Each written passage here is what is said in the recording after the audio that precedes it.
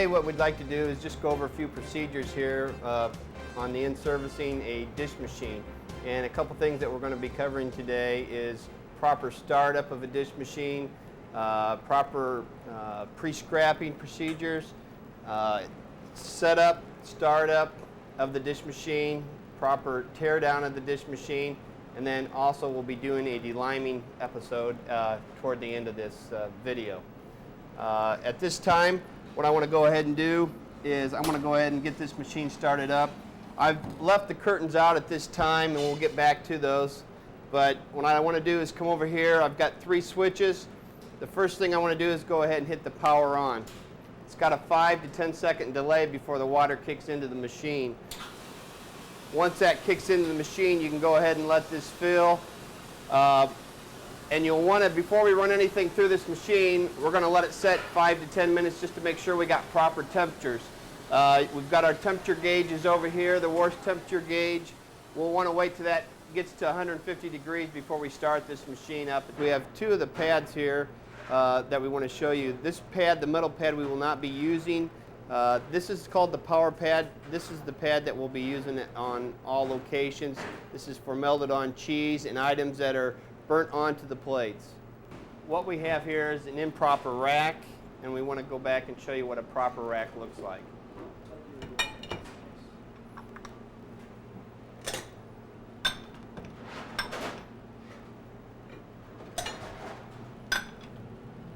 What we have here is our proper rack. What we did is we went ahead and put all the large items, dishes, plates, toward the back of the rack, and then came through here, put medium-sized bowls, then your smaller bowls. You want to always go from larger to smaller from back to front before you put this into the machine. Before you put this in the machine, you want to go ahead and pre-spray any of the loose particles. You want to get as many of them off as the wear before it enters the machine. Once I'll go ahead and slide the rack over here,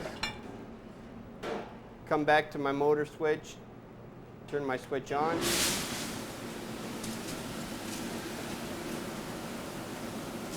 and run my rack through the machine. Once that rack goes to the machine, one of the things you want to look at is when it gets down here to the rinse cycle. Once it gets into the rinse cycle, I'm going to go back here throughout the process and make sure that I'm doing the proper sanitizing.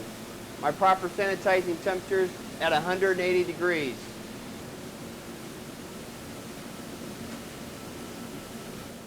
Whenever running any of your larger pans of this sort, you want to make sure that you always put it inside the front of the rack so it tilts back. As you can see, it goes uphill. This allows the spray pattern inside here to keep the water in the machine. This is the way you do it for this type of pan. And then we have a buzz pan that you do the same thing. You're putting it in like so before it goes into the machine. Right here we have the soaking solution of the flatware. What you want to do is come over here and spray this until the water's covering the ware. Then you're going to come up here and pull down on this little lever and put the flatware solution into the unit. You're going to want to let your flatware soak for a minimum of 30 minutes. Once this flatware is set for 30 minutes, we'll want to go ahead and pour the ware over here into a flat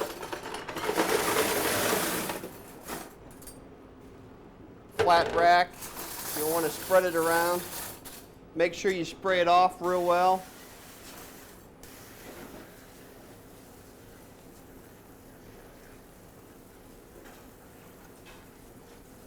Before then sending it through the machine. This is the first step of a 2-step process for your silverware. You'll want to run your silverware through twice.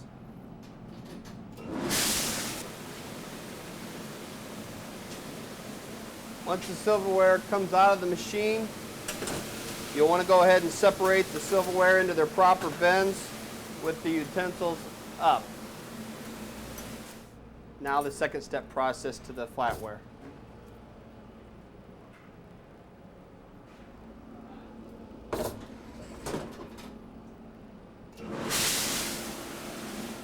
Once the glass rack is now full, you'll pull it over.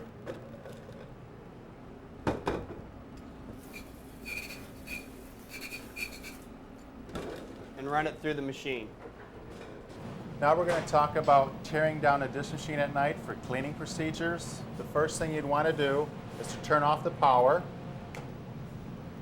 open the door, and we're going to drain the water out of the dish machine, which is this lever right here. So I'm going to lift this up and drain the water out of the machine. Okay, the next thing we want to do now is to remove all the dish machine curtains out of the machine and clean them for the night.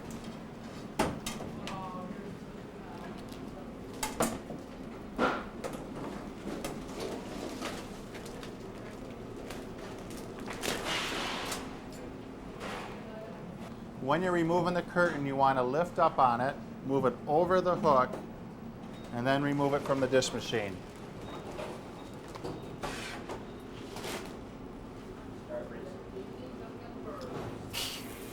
Something the health department looks for is to make sure that the curtains are cleaned, that they do not have a lot of this soils on them.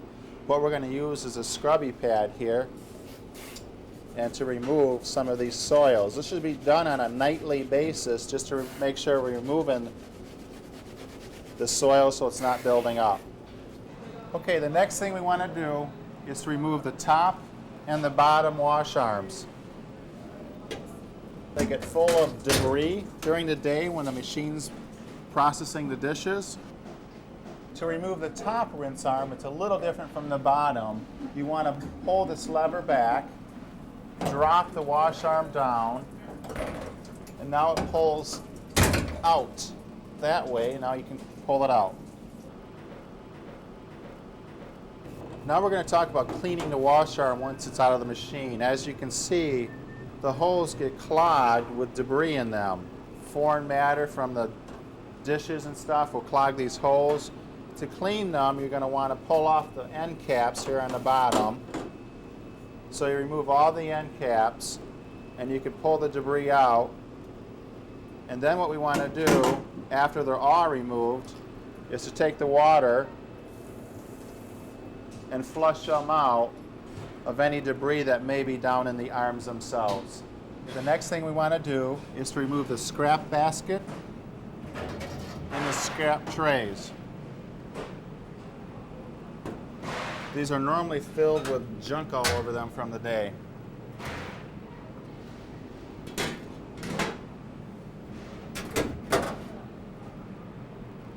Okay, we also want to remove the screen from the final rinse area, which is this one right here.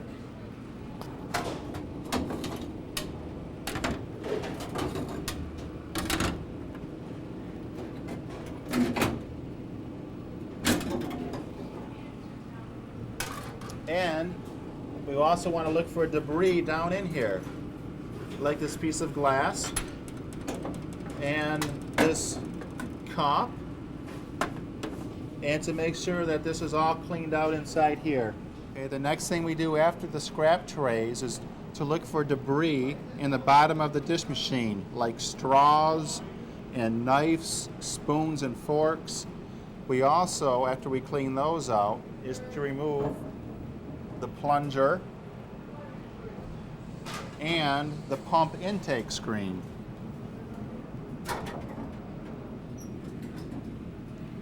You want to make sure this is clean of this debris. This should be all cleaned every night. Okay, we want to spray off the screens to remove any debris.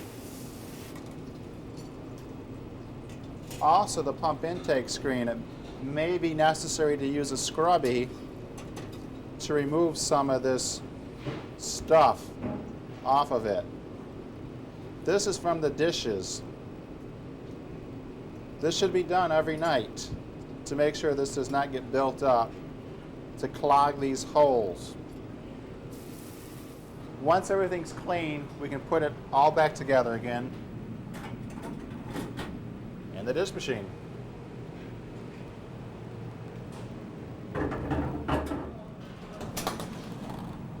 Once the dish machine's set up, you want to make sure that you have product in stock also that the containers are not empty, like the rinse additive and the dish machine detergent. Now we'd like to take some steps and show you the process of deliming the machine. First thing you'll want to do is drain your machine full of water. Drain it from water. Once the machine has been drained, you'll then go back up here and turn your power switch on to fill the machine up with water. Once the machine is filled with water, you'll want to remove your detergent capsule from the machine and let it set.